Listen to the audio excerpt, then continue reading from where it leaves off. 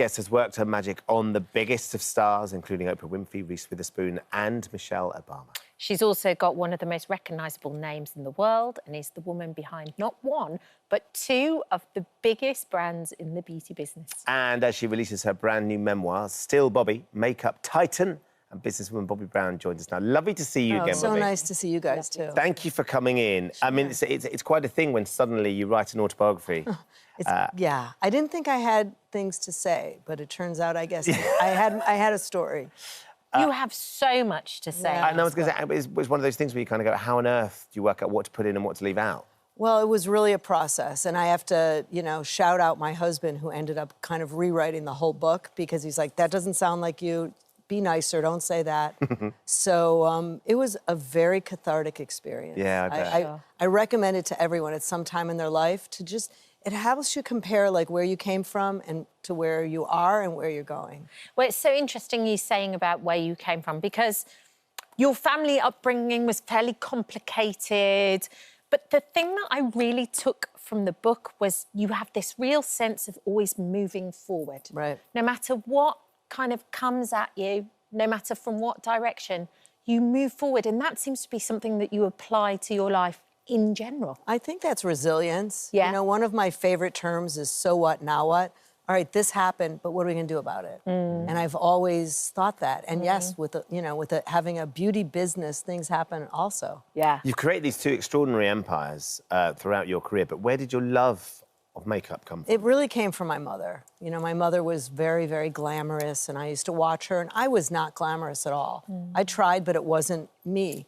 And I write about my Aunt Alice, who's 94 years old, who was the sensible, simple person. So I have both. I have the love of beauty and glamour and the simplicity, and it just kind of makes me me. But also, the story in here is, you know, we have 3 children. We've raised 3 boys. Now we have a couple grandkids. And it's always somehow, not easily, but it's, you know, it works. I love the picture you paint of 1980s New York as well, during like the real fashion era, where you were really kind of making your way. Madonna was in a dance class. All these, Patrick de Marchelier did your first Vogue cover with Naomi Campbell. Like, it's so exciting that time. It was amazing. Yeah, it really was. You know, and so many things were happening at the same time for me, working and, you know, living in New Jersey, getting married, having kids, and just trying to figure out how to, you know, how to get through it. And it was during that time where it was kind of, it was the 80s. And so the 80s weren't known for being the most subtle in terms of your makeup, for girls or boys, actually. And you came along right at that time and kind of realised, actually, I want a woman to just like look like the best version of her. Right, and in the beauty industry, they were always telling women what's wrong with them. You go to a counter, and I was like, no, we're going to start telling women what's right with them and enhance, you know, the right things, and not say, oh, this is bad, change it. Yeah. Did you find there was much pushback to that? Because everybody's going, that's just not how we do it. What are you doing? Yes, always. And there's always naysayers and doubters, and I always listened, but then I kind of moved on. Yeah, ploughed ahead. Yeah. Until Estee Lauder came a-knocking and offered you $75 million reported for the business. Yeah. And you do that. You're sitting with your husband. Yeah. And you do the sums and you do the maths and you're like, OK, they're going to give me this vast amount of money, but I can't do anything again for 25 years. Right. There was a 25-year non-compete, which I never heard of a non-compete back then. Right. And we were in our 30s, mid-30s, with 2 little kids. And I'm like, there's no way I'm going to want to work when I'm 60. And I was just shy of 60 when I left Bobbi Brown Cosmetics. And you launched a whole new... Launched a whole new, and Jones Road now is 5 years old.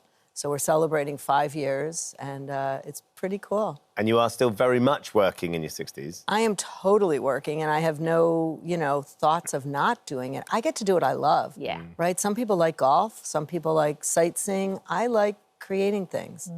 And what's the difference for you with Jones Road? Because what I love about it is the textures. Yeah. The textures are, like, the colours are very you and very natural. Right. But the textures... It's the textures, for sure. So good. You know, my aesthetic is my aesthetic, and it's a certain way that I like to see makeup on the skin. I don't like to see makeup on the skin.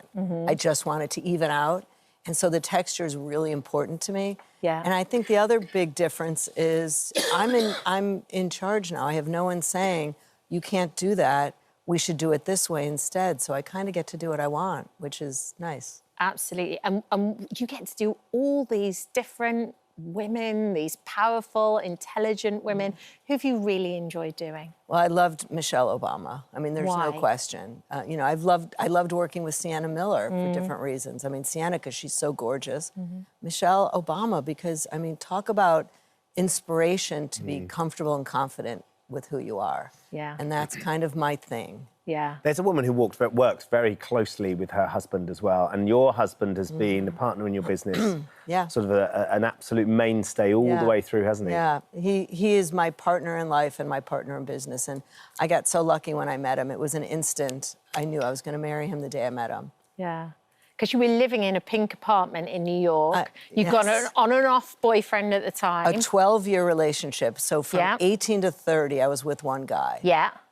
And then we broke up, and then I met my husband. But it was a blind date, wasn't it? It was a friend brought a friend, yes. It wasn't a date, a friend brought a friend. Okay. And it was instant. And I said to you know, Stephen, I said, I'm going to get back with the old boyfriend. He said, no, you're not.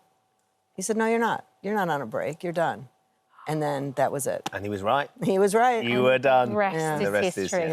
His fabulous makeup. Well, we can't have you on the show. Oh. And not to get you to do a few tips for us. Would you do that? I would be happy to. That'd be Come lovely, on then, let's go do it. Let's have a look. What are you going to do for us today, Bobbi? Well, we're going to talk about lips. I mean, first of all... Hello, good morning. Morning. Hello. First of all, she's such a pretty girl. Beautiful. Pretty woman. And her skin is even. She's got all the products on. But we want to talk about lips. Because people always say, how do you put a lipstick on? To me, it's not complicated. You just put it on your bottom lip and you smack them together. So the question is, what color? Yep. All right? So when I look at color, I mean, this is my color. This would be terrible on her because it would wash her out. And then I look at these two colors. One of them is brighter pink and one of them is kind of a softer pink. Yep. Normally, I would go for the softer pink, but I discovered our beautiful model has a lip tattoo already. Right. So she's already got the beautiful color. Right. So I'm going to show you how you put on a lipstick that's a little bit brighter. And honestly, I know people think it's complicated. I start in the center, blot your lips together, and I don't like gooey lipstick. No, and you me find either. the whole lip, and you just, it's almost like a stain. And then what I do is I take a lip pencil in the exact same color, open your mouth for a minute, and then you could just kind of define where you want to. And if you want to keep your lipstick on longer, because most long-wearing lipsticks look so bad when you wear them, but you could just use your pencil and go over the lipstick. And if you are someone that needs a little bit of help to even out your lips, this is the time to do it. And if you want a matte lip, you just draw the pencil over it. And then I love a matte lip, but I also like a little bit of gloss. Me too, just to make it comfortable almost a little bit. And do you want to change the color with the color, or do you want to just do clear? I mean, I think the color is beautiful. Yeah. But I'll add a little bit of shimmer. This one has a little shimmer. Yeah. And you are just using, using your fingers. I use my fingers. I do it out of the tube. This one has a little peppermint in it, which feels really nice. Yeah. And then, you know, stunning. And if she was going out in the evening, the only difference is maybe red. Yeah, right? go a bit hotter. If you like red. I do not. Do you wear red? Not very often, because it's too much upkeep for me. Well, these stay on, you know, quite a while, but I don't like the way it looks on me. Yeah. Is that how you do your lips, typically, how Bobbi's just done them? Yes. Yeah, I would say that I definitely would do that. And that colour, how do you feel with the... Actually, the there's a little mirror. The peppermint that you put on top actually feels really good. Because it feels quite sort of spicy and fresh. It does, yeah. It gives you a little tingle. Yes. Yeah. And really as nice. long as I'm giving tips, so when you put blush on, smile, and you do the apple of the cheek. Yeah. Like in the 80s, it was this down that here. contouring that they used to do. But there's an interesting bit in your book where you talk about Patrick de Marchelier saying to the model, pinch your cheeks. Right, that was Bruce Weber. Bruce Weber, that's yes. it. Yes. And bite your lip and pinch your cheeks. And that was how you found the right color. And by the way, that's how you find natural makeup colors. Pinch your cheek, find that color, bite your lips, find that lipstick. Yeah.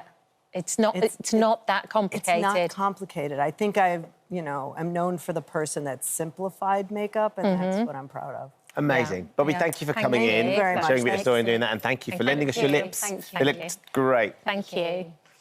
OK, Bobbi Brown's memoir, Still Bobbi, is out Thank you for visiting our This Morning YouTube channel. We upload tons of new content every single day. So hit the subscribe button, like all the videos, and don't miss out. We'll see you in the morning.